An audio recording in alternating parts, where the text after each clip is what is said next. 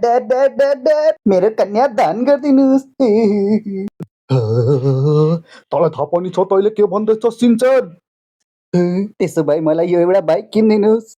यो हेर्नु, एक सुपर बाइक है जो 0 से 60 की स्पीड तक 2 सेकंड में पहुंच जाती है। इसे दुनिया की सबसे तेज चलने वाली बाइक माना जाता है, जो अपनी बनावट के कारण लोगों को काफी पसंद आती है।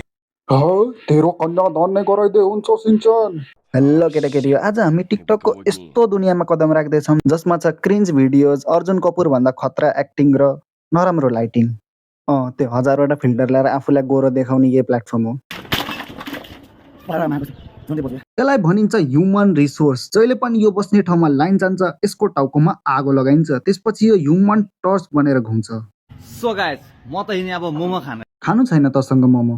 मोमोसम्म चाहिँ खाने अनि यसरी पारा पनि देखाउ नि ल। ल हेर्नु छैन मलाई त्यो माउन्टेन ड्यु खाएर रक्सी जसरी नाचेको तेरो पारा।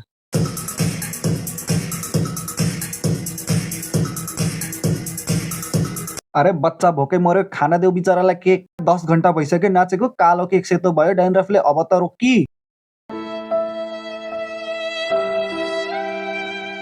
मेरो फोटो उठाउनेहरू, मेरो लास बोल्नेहरू, मेरो बदनाम गर्नेहरू होइन, तिमी थाकिसक्यो। आज भोलि फोटो देखिरहेको छ भिडियो, अझै गर न। हो मेरो आँखा त तर्सिरहेको छ हेर्नको लागि, गर न अझै। Energy loss.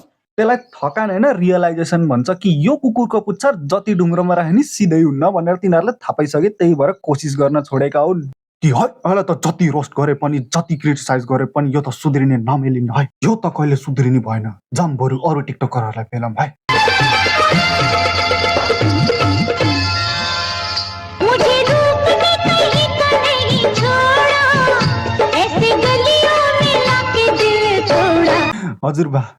हजुरबा मैले तपाईँलाई भने थिएँ त्यो एक्सपायर भएको हार्पिक नखानु भनेर। मलाई थाहा छ हजुरलाई पढ्न आउँदैन भनेर, तर रङ कहिलेदेखि चिन्न छोड्नु भयो हजुरबा?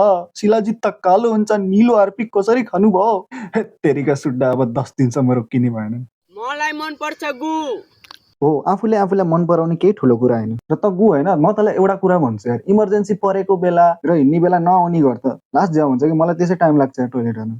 Anushka I love you to.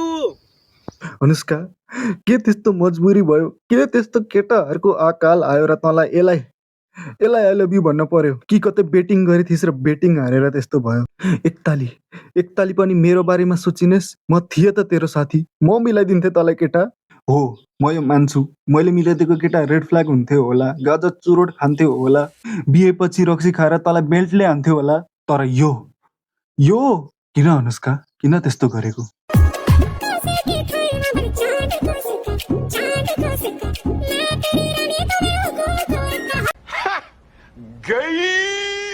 र केटा, फ्याटसिम गर्नु एकदम नराम्रो कुरा, कहिले गर्नै हुँदैन, बुझ्यौ नि? तर पनि मैले रोस्ट गरेर केही हुन्छ कि भनेर हो कि मैले रोस्ट गर्ने। मोटे नेपालमा भूकम्प आउने टेक्टोनिक प्लेट दोस्रो कारण हो, किनकि पहिलो त यो हो। यो यति गरुङ्गो छ कि 10 दिन भइसक्यो मैले अहिलेसम्म स्क्रोल गर्न सकेँ होइन। मैले यसको भिडियो डाउनलोड गरेको, मेरो स्टोरेज फुल भइसक्यो। यो जिन्दगीमा एकताली जिम गर्थेँ, त्यसपछि त्यो जिमै बन्द भयो किनकि सब डम्बल यसले नै खाएको हो। मैले 5 वटा मोटे मान्छेलाई चिन्छु, त्यसमा त 4 वटा यही हो। मैले एकताली मेरो गर्लफ्रेन्ड यसको अगाडि लथेँ, त्यसपछि म सिङ्गल नै छु। नाइ चोरे होइन, खाइदियो। त्यसपछि अहिलेसम्म बदला लिन सके होइन, थाहा छैन कतिखेर भ्याक्युम जसरी तानेर मलाई पनि खाइदिने हो यसले। हुन त डेमोक्रेसी हो होइन, अब मोनार्की कहिले आउँछ थाहा छैन, तर त्यही पनि म सोध्न चाहन्छु, क्यों नहीं हो रही पढ़ाई? मैले त भन्छु के, मान्छेहरू त पहिलेदेखि यस्तो थियो कि बस एउटा प्लेटफर्म मात्र पाएको उनीहरूले। चल्टी मुस्लिम देखिरहेछ होइन, एउटा कुरा सोध्न चाहन्छु कि तिमी जन्मेदेखि यस्तै गे हो कि? ओ किन रोकेको? हन्न होइन अनुप, यस्तो डार्क जोक नहन। भन्दै कन्सा कसले थपुछ र 100 भ्युज त आउँदैन तेरो भिडियोमा, कसले थपुछ र यस्तो डार्क जोक हानेको? होइन अनुप, यस्तो डार्क जोक नहान। पछि गएर तिमी ठुलो रोस्टर भयो भने बिकी रोस्टरको त्यो इन्भिजिबल क्राउन तिम्रो हातमा आयो भने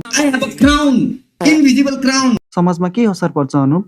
ठिक भन्यो। 2 स्टेप भेरिफिकेसन त पुरा भएन, च्यानलै उड्यो भने त के गर्ने हो? ल नेक्स्ट अर्कोलाई रोस्ट गरौँ।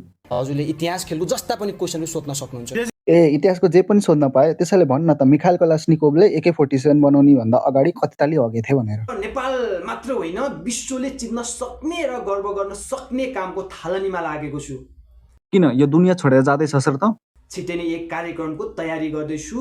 म खेलाउन बन्नको लागि जन्मेको मान्छे होइन, चुतिया बन्नको लागि जन्मेको हो। हरेस खानको लागि जन्मेको मान्छे होइन, इतिहास रच्नको लागि जन्मेको मान्छे, इतिहास रच्नको लागि जन्मेको मान्छे हुँ। इतिहास त रचिस नि आधा यसलाई पागल बनाएर। उहाँले के विषय पढाउनुहुन्थ्यो? इङ्ग्लिस इङ्ग्लिसमा कस्तो हुनुहुन्थ्यो? अरू विषयमा भन्दा इङ्ग्लिसमा अलिकति राम्रो थिए। यु दास यो नि इङ्ग्लिस टिचर यार, इङ्ग्लिसमा भन्छ स्प्लिट द कार्ड्स। के भन्छ? Split the cards. Understand motherfucker. Mister Anup Thapa यो नेपाली च्यानल हो, नेपालीमा भन्नुहोस्। बुझिस मादर। हेपेको यार कति खेदो खन्नुहुन्छ मेरो, कति खेदो। एउटा कालीकोटको एउटा विकट ठाउँको मान्छे काठमाडौँ आएर के गर्दैछ, के बन्दैछ। विगतमा पनि विरोध गरेको छ, जतिखेर नै विरोध गरेको छ। विजय दाइ मलाई माफ गरिदिनुहोस्, मलाई थाहा थिएन हजुरले यति स्ट्रगल गर्नुभएको थियो भनेर अरूलाई स्क्याम गर्नु। मलाई कसैको के खाइदिएको छैन, खेदो खनेको छ। मैले कसैको के खाइदिएको छु यार, कसैको के बिगारिदिएको छु यार। विजय दाइ झुट बोल्नुहोस्, मेरो टाइम र दिमाग खाएर कसैको केही खाइदै छैन रे। मैले चाहिँ 3 करोड रुपियाँ तिरेर अमेरिकामा मैले मुखमा प्लास्टिक हालेको।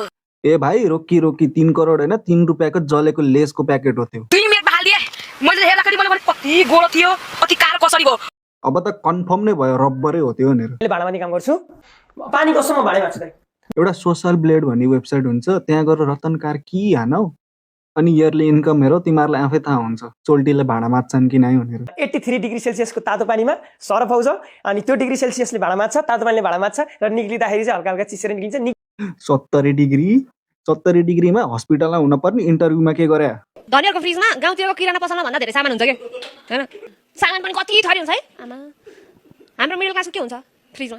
बिहानको धेरै भएको बासी भात, दाल, तरकारी, मासु त बच्दैन भाइ। वेयर इज कमेडी भन्न त म पनि भन्न सक्छु नि। धनीहरूको टोयलेट कस्तो हुन्छ है? हामी मिडल क्लासहरूको त थुचुक्क बस्नुपर्छ। तिनीहरू त गेमिङ चेयर जसरी बस्छन्। ल बस आजको लागि यति नै। र भोइस ओभरले राम्रो सुन्ने होला किनकि माइकको प्रब्लम सल्भ भइसक्यो। भोइस हल्का तलमाथि होला किनकि माइक अझै सिकिरहेको नयाँ नै हो। र मैले भिडियोमा जसलाई रोस्ट गरेँ कसैलाई पनि हेट नदिनु होला होइन। सबको आफ्नो काम हो, तिनीहरूको पनि तिनीहरूकै काम हो, मेरो नि यही हो। अब मतलब मेरो त काम नभएर बनाएको के, तिनीहरूको काम त्यही हो, त्यही भएर हेट नदिनु होला कसैलाई पनि। र यदि तपाईँलाई भिडियो मन पर्यो भने लाइक गर्नुहोस्, मन परेन भने सब्सक्राइब गर्नुहोस्, तर केही त गर्नुहोस्। यहाँसम्म भिडियो हेरिदिएकोमा धेरै धेरै धन्यवाद।